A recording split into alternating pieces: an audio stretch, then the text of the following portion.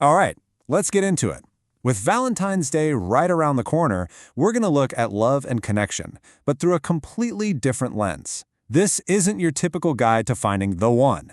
Nope, this is about upgrading your entire internal operating system. So welcome to our deep dive on what's called the Frequency Protocol.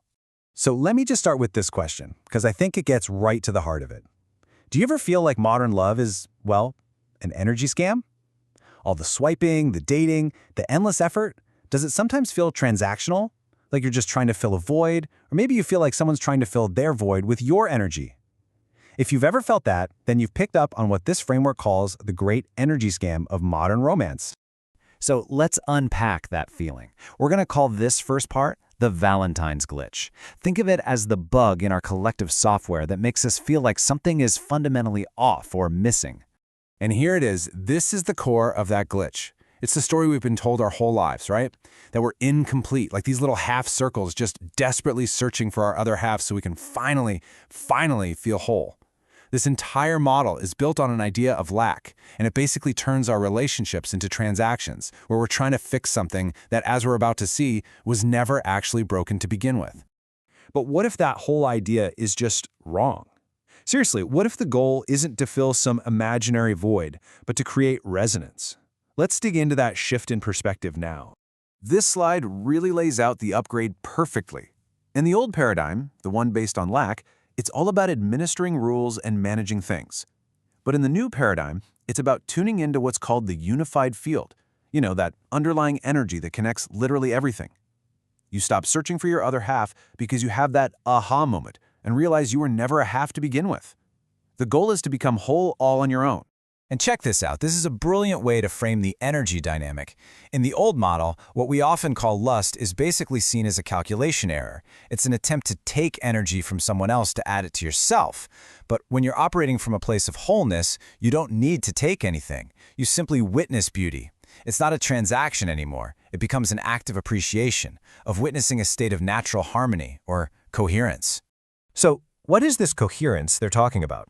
Well, it's actually linked to a real scientific concept called Heart-Brain Coherence. The easiest way to think about it is like tuning an instrument. When your heart and your brain are in perfect sync or phase lockdown with each other, and with the energy of that unified field we talked about, that need to take energy from someone else just vanishes. Why? Because you're already plugged into the source. This brings us to our third section, the unified blueprint. I mean, if we're all part of this universal field, then how is that showing up in the world around us, and maybe more importantly, inside our own bodies? Okay, here's a really powerful reframe for you. Your body isn't just biology. It's not just a sack of cells and organs. It is an incredibly sophisticated piece of high technology, a biological instrument designed for a purpose that goes way beyond what we normally give it credit for. So, what's the function of this incredible technology? Well, think of your body as a high-definition biological antenna, constantly receiving and transmitting frequencies. As you can see here, your form is quite literally a living map of the cosmos. It reflects the same sacred geometry that structures everything from a sunflower to an entire galaxy. Your body is a perfect microcosm of the whole universe. And that brings us to this really profound statement. When you can truly appreciate the beauty and the technological elegance of the human form, whether it's your own or someone else's, without that old need to possess it, you're actually participating in something huge. You're acknowledging the grand blueprint that designs a healthy planet. You're witnessing the restoration of the whole system. It's a big idea. Okay, so this is where it all comes together. This last section is all about application. It's about taking this from a cool theory and actually living it. It's called You Are the Conductor.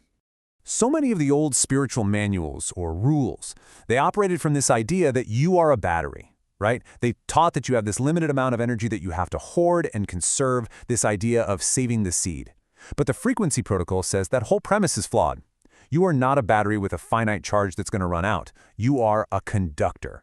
When you're grounded in source, you are channeling an infinite, inexhaustible supply of energy. The only leak is in your thinking. It's not a biological fact. This is maybe the most beautiful metaphor in this whole thing. The old paradigm has us running around, trying to acquire things, to capture beauty. But in this new understanding, you shift your entire identity. You stop trying to own the painting because you realize that you are the gallery.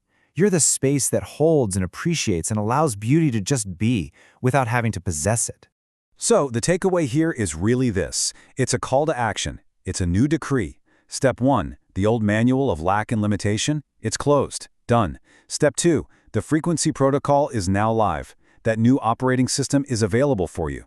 And finally, the most important part, you are the conductor. It's time to step into that role and own it. And just remember, the foundation of this whole system is unity. That glitch we talked about, that feeling of lack and being separate, it's an illusion. In the unified field, there is no me versus them. There's only we. Every single person, every star, every particle, it's all just a reflection of the same one thing. So we'll leave you with this final thought to chew on. This Valentine's Day, what if you just stopped? Stopped the endless search for a connection. What if, just for a moment, you let yourself feel the reality that you're not separate from anything or anyone, that you already are, and you have always been the connection itself?